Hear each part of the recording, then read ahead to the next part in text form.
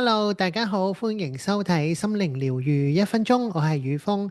今集想分享嘅就係一啲療愈師或者治療師佢哋嘅療愈性臨在 therapeutic presence 係點樣練成嘅呢？從做到事嘅轉化。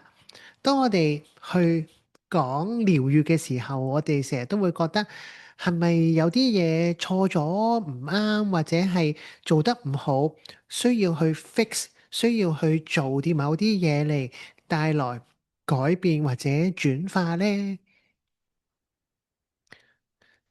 但係今日想邀請你放低呢一種我哋叫做 fixing 嘅心態，要去做某啲嘢去 fix 自己嘅心態。我哋嚟傾下療癒性臨在呢一個並唔係需要你好努力去達成嘅目標，而係一場持續一生嘅練習，係一個 long life 嘅一個 practice 嚟嘅，係一個生命嘅旅程嚟嘅。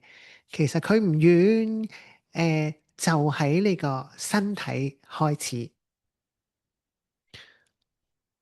我哋試住喺呢一刻感受自己嘅身體。當你喺日常生活中，或者你覺得而家睇緊影片嘅呢一刻，又或者你等緊過馬路、等緊車嘅時候，可以問下自己：我而家個身體係咪好繃緊嘅呢？覺察下你嘅膊頭、你嘅下顎，甚至你個眉心會唔會即係揦住咗好似一紮菜咁樣呢？啊，當你發現身體某個地方有繃緊嘅時候，你唔需要責備自己，亦都唔需要好刻意用力去 get rid of 佢，只係需要純粹地睇到咁就得啦。然後就好似冰塊遇到溫水一樣、暖水一樣，好自然、好輕輕咁樣 melting 去放鬆。讓我哋嘅身體去擁抱、去 embody 呢一份放鬆嘅感覺，讓你嘅細胞、讓你嘅身體去記得呢一種感覺。呢一個就係療愈性臨在嘅第一步。點解係第一步呢？點解要從身體開始呢？因為只有當你親身經驗過嗰份安穩，你先至能夠真正咁樣理解佢。我哋成日話如其所是 as it is，咩意思呢？就係意味住你冇辦法去俾到人哋你未曾擁有嘅嘢。如果你本身充滿咗焦慮，就好難去帶到平靜俾其他人。當你嘅身體真係經驗過嗰份嘅臨在，嗰份唔需要 defense 嘅 openness，你散發出嚟嗰種氣場本身就係一種療愈。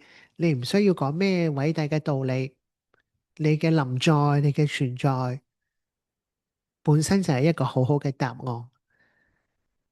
所以呢一切唔係在於你要去做啲乜嘢嘢，因為我哋太習慣去 doing 啦，去做呢個治療、做冥想、做瑜伽，但係 therapeutic present 呢個療愈性嘅臨在係關於去成為，去 to be，係讓你呢個人去成為療愈嘅本身。當你放鬆，當你臨在，你就再唔係一個急住要去解決問題嘅人。你唔需要解決對方嘅問題，亦都唔需要 fix 對方嘅問題，而係成為一個允許所有嘢自然運行、自然去生長嘅空間。所以喺今日就喺下一次你覺得感到繃緊嘅時候，試住停低落嚟，翻去身體去放鬆呢一樣嘢，唔係為咗要去達成啲乜嘢，或者要去達到某啲嘢，而係好純粹就係臨在。願你嘅存在成為自己同埋其他人最溫柔嘅療愈。多謝你收睇心靈療愈1分鐘呢個 YouTube channel。如果你中意我哋嘅資訊，邀請你免費訂閱我哋呢個頻道，期待喺下一集再同大家分享。拜拜。